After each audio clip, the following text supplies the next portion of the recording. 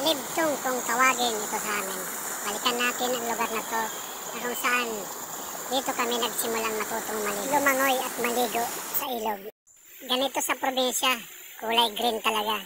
Mahirap lang puntahan lugar na to kasi medyo madamo, madulas yung putik. Ito siya, yung inaagusan niya ng tubig.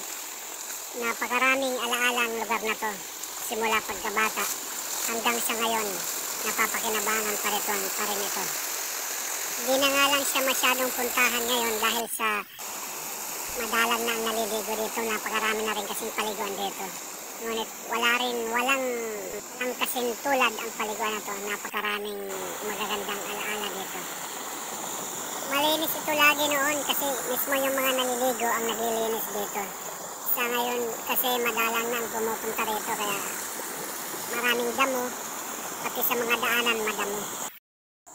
Dito naman sa area na to, ito yung papuntang Ikogan River. Isa rin to sa isang paliguan dito, matatagpuan sa lugar namin.